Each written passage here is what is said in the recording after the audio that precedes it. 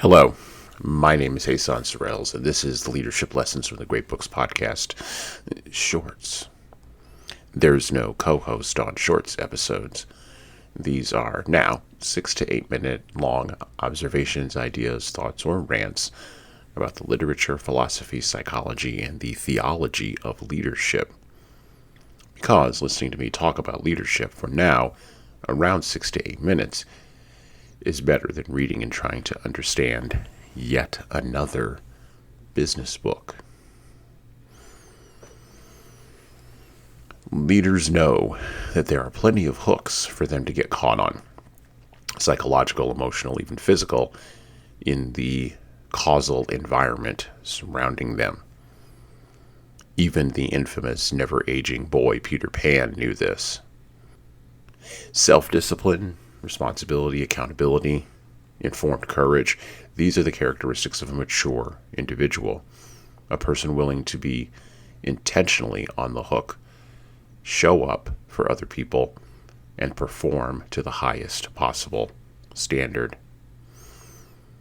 The modern conception of adulting, as in, I can't adult today, or I'm incapable of adulting today, or I'm just going to be passive today, represents a troubling Western cultural abandonment of the active response to the hooks that serve to create a deeper meaning in life.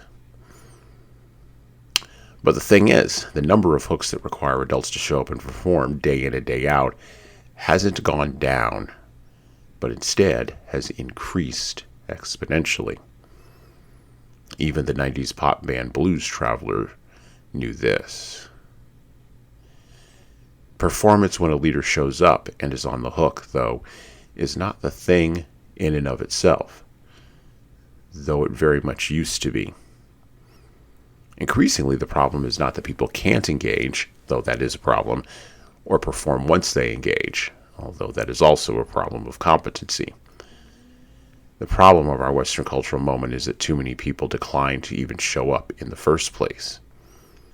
If a person doesn't show up, then they're not on the hook if anything goes wrong with a plan, a set of circumstances, or the environment that they're in. And if they're not on the hook when something does go wrong, blame is easy to cast, such as in the statement, mistakes were made, but not by me. And credit is easy to take. Oh yeah, I physically was here, I physically showed up. That's all that counts. Where's my reward? Paying attention, engaging with situations that are uncomfortable, responding to ambiguity with heart and courage, dealing with other people with empathy, actively listening for a core idea rather than figuring that you know it already. These are the parts of performance that matter as much as showing up, and they can put leaders on the hook when they finally do show up. Acknowledging and accepting this reality is the difference between a rank amateur, or dilettante, and the practicing, engaging professional. What brings a leader back, desiring to be on the hook, time after time, is the dopamine hit-based feeling of success that comes from accomplishing what no one else believed they could. Many contemporary organizations, distractions, and even entertainments are built around manipulating that feeling of success without the commensurate material, psychological, emotional, and spiritual outcomes that come from actual success. But the hook inevitably always brings a leader back. Marketers, fictional characters, popular music bands, and even social networks rely on the biological power of getting you hooked into a habit without thinking and without accepting the hard emotional stuff that should go along with it. In environments such as these, avoiding conflict as a baseline becomes the hook that is the easiest one to dangle out there with a worm on it to get you to come back as a leader over and over and over again. However, the thing is, conflict is the only hook really worth dealing with to attain deeper success, lasting outcomes, and faithful engagement among the followers you have today. And well, that's it for me. Listen and subscribe to the Leadership Lessons from the Great Books podcast on all the major podcast players that you listen to podcasts on, including iTunes, Stitcher, Google Podcasts, and even Spotify. And please leave a 5-star review if you like the show. We need those reviews to grow, and it's the easiest way to make sure that this show gets into the ears of the leaders who need to hear it. And of course, tell all your friends. If you want to get started on the leadership path, HSCT Publishing's products and services can help your team do that. Check out our training webinars, coaching services, and more at leadershiptoolbox.us. We also have a video-based subscription service, that's software as a service, that can help your team become better at the individual level. 60 modules and over 100 hours of video and written content for you at leadingkeys.com. That's leadingkeys.com.